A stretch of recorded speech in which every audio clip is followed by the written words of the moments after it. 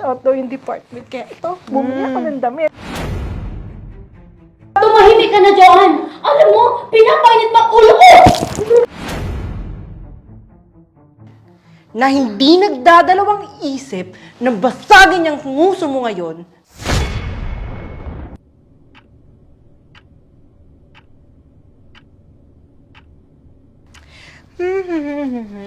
Ito na. Ang binili ko. Sana bagay sa akin. Ate, bagay ba to sa akin? Oo, ang ganda mo ah. Talaga ate, promise? Oo. Sa akin kasi itim lang, okay na. Pero sa'yo, lahat bagay. Lalo na yung damit mo. Salamat ate ah, kasi gusto ko perfect ang lahat. Birthday kasi ni Ate Farah. Magla-lunch out daw yung department. Kaya ito, bumili ako ng damit. Okay naman ba sila doon? Hindi naman ba masungit? Sabi kasi nila mga Pinoy dito sa opisina, dito sa Dubai masusungit daw. Mabait naman ate. Masungit kasi siya yung senior pero mukhang mabait naman. Sa bagay. Kasi sa amin, ako ang masungit. Si ate talaga oh. Joke lang. Pero tropa kaming lahat. Abate, siguraduhin mo. Huwag ka mananapak katulad nung ginawa mo nun sa Maynila. Bawal yun dito. Opo, Nay. Hoy! Mas matanda ka sa akin, no? Ay, basta alis na ako ha, kasi meron pa kaming gig nila, Kevin, okay? Hoy, ate! Umuwi ka na maaga, ha? Oo, sige na. Nakalimutan pala ako. Hoy, bunso, kumuha na ako ng pamamasaya. Hoy! Si ate talaga. Ay, naku. Nasaan nga bang babae? Hello, Joanne. Hello, ate. Pumunta ka nga din sa office ko. Bilisan mo. Opo.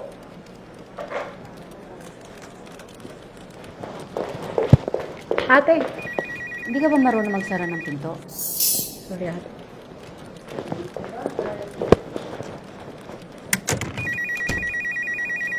Bilisan mo! Ate, good morning po. Happy. Tama na. Alam mong birthday ko ngayon, di ba?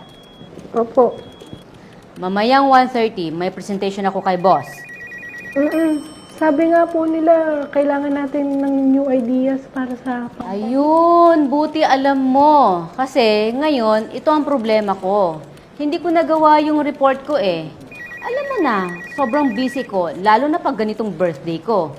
Ate, kailangan mo nang gawin yun. Last week pa yun. Kaya nga nandito kay kinakausap ka.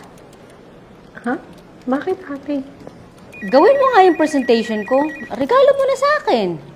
Hindi nakakaabot yun. Alam mo, Joanne, aabot yun. Lalo na pag tinulungan mo ako. Pwede mo lang umpisan kaya? Ate, Basta. Babalikan kita mamaya. Itatanong ko sa'yo. Siguraduhin mo matatapos. Okay? Sige na, babush. Alis na. Ang sakit ng ulo ko. Dinadagdagan mo pa.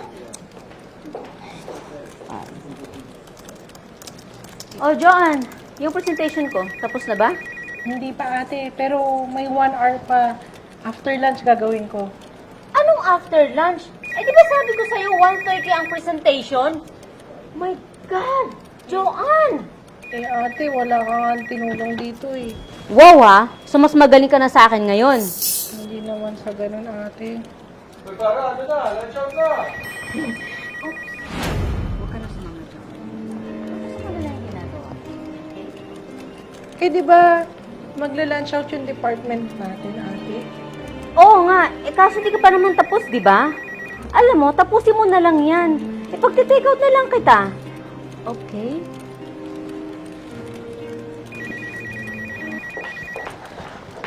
Uy, ayun te, sakto. Tapos na ate. May 15 minutes pa tayo. Reviewin mo muna bago yung presentation. Naku, wag na. Kaya ko na to, okay? Ate, Okay. pag-take out mo ba ako? Oh, shoot. I totally forgot. Pero wait lang. Meron naman akong biscuit dito eh. Ito na lang muna, okay? Bye. I need to go.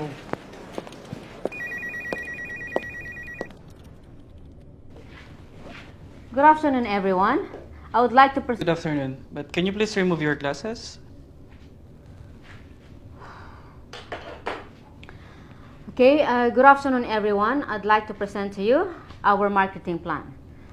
So, sir, ganito po yun. Saan ba yun? Bali, kung ganito po yung marketing plan na ginawa natin, You don't know your presentation? no sir, alam ko po. Wait lang sir, ha? Ito na po. Wait lang. Dito lang to sir eh. Ano ba yun? Sir, bali ganito. Magre-release po tayo ng mga posters, ng videos, yung mga ganung strategy po para at least maging maayos yung marketing plan natin, sa mga client natin, something like that, sir. Of course, kaya nga siya marketing campaign, di ba? Magkano ang cost projection mo dyan? Cost projection, sir. Ano, sir, eh? Now you sound stupid. No, sir. It's here, sir. Wait lang, sir. Ang ganda ng report mo pero obviously hindi mo to idea. No, it's not like that, sir. Hindi po ganun. You know, I can say good job but pinahiya mo ang sarili mo sa mga kawork mo. Look what you're doing right now. No, sir. No, sir. No, Farah. I don't wanna hear it. Joanne! Makikita mo, Joanne! Mapaproud sa akin si ate. Ang galing ng ginawa kong presentation. Yes! Joanne! Ate, bakit? Ano tong ginawa mo? Alam mo bang pinahiya mo ako sa harapan ng management? Ate, hindi totoo yan. Di ba sabi ko sa'yo, i-reviewin mo muna yung presentation kasi maganda yun. So, ibig sabihin, kasalanan ko pa? Ang sabihin mo, sinadya mo talaga eh. Alam mo yung sobrang mong nilaliman ang presentation na pati ako, hindi ko na maintindihan, Joanne. Grabe ka! Ate, hindi totoo yan. Hindi, Joanne! Ate, hindi totoo yan. Tumahimik ka na, Joanne! Alam mo, pinapainit pa ulo ko!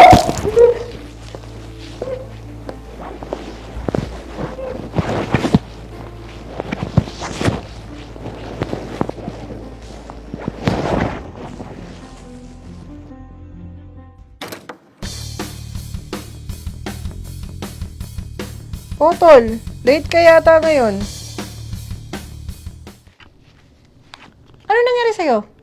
Sino may gawa niyan? Aba, kung magsisinungaling ka, galing-galingan mo. At kung magsisinungaling ka, wag sa kambal mo. Ano nangyari sa'yo? Ate, tinapunan ako ng kape ni Ate Farah.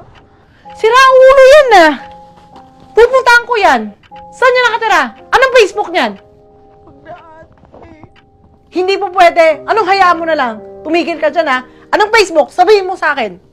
Ate, wag na. Okay lang. Ito? Ito ba? Diyan, ito. Para yung pangalan niya. Manda ka sa akin. Anong gagawin mo? Kakausapin ko lang. Wala akong gagawing masama. Wag na, ate. Wag na.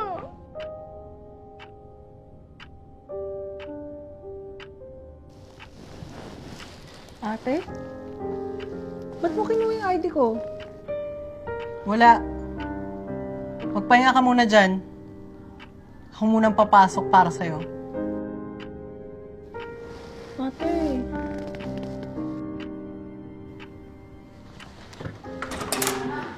Joan, nasaan yung salamin mo? Bagay sa'yo in fairness. Oh, 9 na pala. Hindi ka pa ba papasok? Hindi pa eh.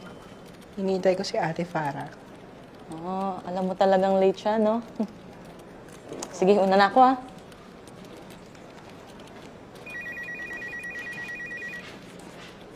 Aba, si Yabang. Hindi ka ba papasok? Hindi. Kakausapin lang sana kita eh. Naku, Joanne, tigil-tigilan mo ko. Mainit pa ang ulo ko sa'yo, ha? Baka hindi lang kape ang ibuhos ko sa'yo, makita mo talaga. Talaga? Talaga? Ha? Ano ba? Ang kapal naman nata ng mukha mo para... Ako? Iritang-irita na ako dyan sa bibig mo, ha? Isara mo yan. Ano ba, Joanne? Ano bang nangyayari sa'yo?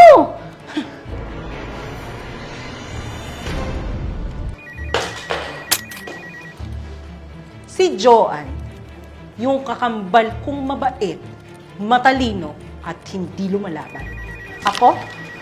Ako si Jonah, yung demonyo niyang kakambal, na hindi nagdadalawang isip na basagin yung nguso mo ngayon dahil pinaiyak mo yung kakambal ko. Ha? Anong sinasabi mo, Joanne? Ano ba yan? Huwag mong papaiyakin niyang kakambal ko. Dahil hindi lang salamin ang mababasag. Pwede rin yung mukha mo. Naintindihan mo? Hindi mo?